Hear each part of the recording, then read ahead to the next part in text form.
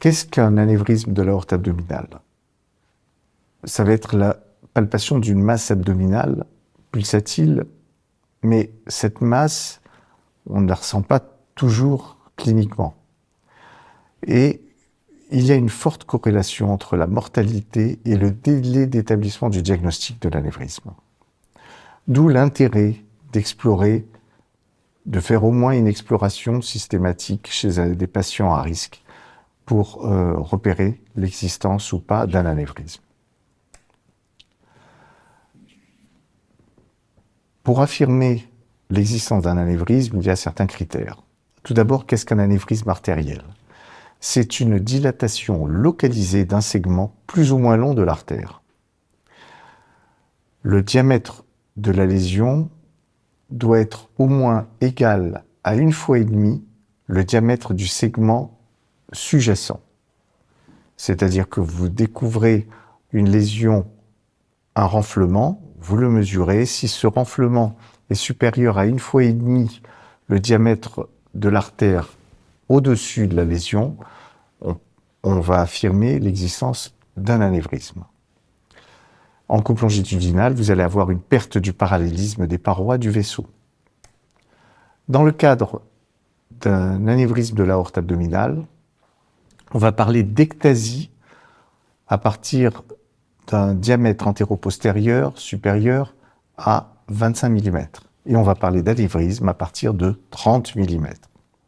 On va systématiquement rechercher des calcifications pariétales, rechercher s'il y a un thrombus, apprécier la lumière de l'aorte, si elle est centrée, si elle est décalée, si elle est importante ou pas, et apprécier le caractère pulsatile. Il y a plusieurs types d'anévrismes. Là, je vous montre, dans le cadre des anévrismes fusiformes, vous avez les anévrismes susrénaux, les anévrismes sous-rénaux. Les anévrismes sous-rénaux, leur fréquence est de 90%. Donc on a majoritairement des anévrismes sous-rénaux. Mais parmi ces anévrismes sous-rénaux, il y a souvent une extension, 80% de ces anévrismes sous-rénaux s'étendent à une artère iliaque. Donc quand vous découvrez un anévrisme ou une aorte pathologique, n'hésitez pas à descendre votre sonde jusqu'à la bifurcation iliaque. Il y a également les anévrismes saciformes. Alors vous voyez que ça a un tout autre aspect. C'est une deuxième poche, comme une hernie du vaisseau. Donc c'est quelque chose d'important à repérer. Ça ne se mesure pas de la même façon qu'un anévrisme fusiforme, c'est-à-dire, je parle du diamètre antéro-postérieur. Et il faut juste une anecdote. J'ai découvert un anévrisme saciforme en explorant un patient. Et au fur et à mesure que je descendais, j'ai vu ces deux images. Je me suis dit, je suis au niveau de la bifurcation. Et en fait, en descendant encore, j'ai trouvé la bifurcation plus bas. Donc je suis remonté et j'ai vu effectivement que c'était c'était un anévrisme saciforme. Quelques chiffres.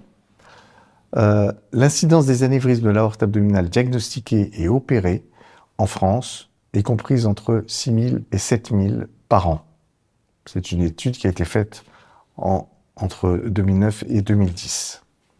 Le nombre des anévrismes de l'aorte abdominale opérés par an a augmenté de 29% entre 2006 et 2010. On veut dire que c'est une pathologie qui n'est pas rare et qu'en faire le diagnostic précocement est important. Les différentes recommandations que l'on a, éditées par l'HAS et la Société française de radiologie, les indications d'examen d'imagerie pour les anévrismes de l'aorte abdominale sont l'échographie dans le dépistage et la surveillance, l'angioscanner dans la surveillance des anévrismes de l'aorte abdominale de diamètre supérieur à 4 cm, de l'angio-IRM en cas de contre-indication à l'angioscanner. L'objectif en sachant que les anévrismes tuent 6000 personnes par an, et d'améliorer le dépistage des anévrismes de l'aorte abdominale pour être plus rentable et diminuer le nombre de décès. On procède ainsi en faisant un dépistage unique chez les patients fumeurs entre 60 et 75 ans.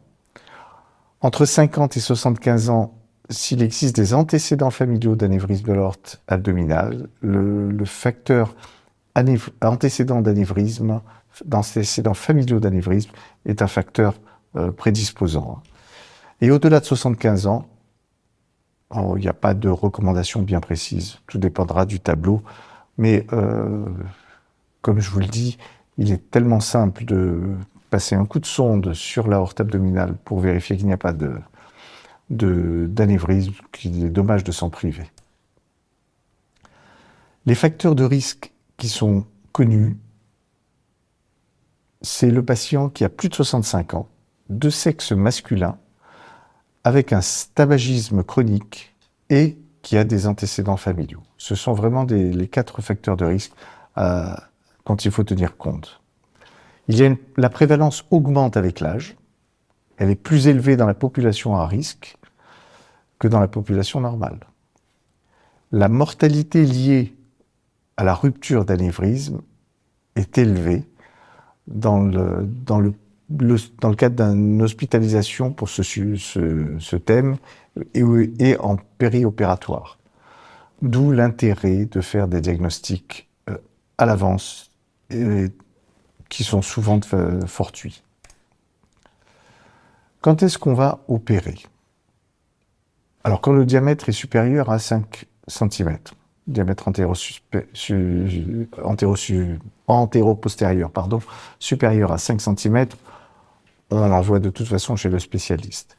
Quand il y a une vitesse de croissance qui est supérieure à 1 cm par an, vous savez que votre patient a un anévrisme, vous le surveillez, s'il augmente d'1 cm par an, au moins, il est candidat à la chirurgie.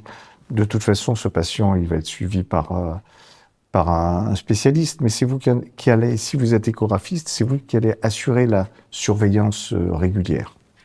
Et évidemment, quand on suspecte une fissuration, mais ça, vous connaissez les signes cliniques qui ne sont pas toujours évidents d'ailleurs. Je vais vous montrer quelques images pathologiques. Voilà déjà une aorte d'un calibre normal, mais avec des parois calcifiées, hyperéchogènes.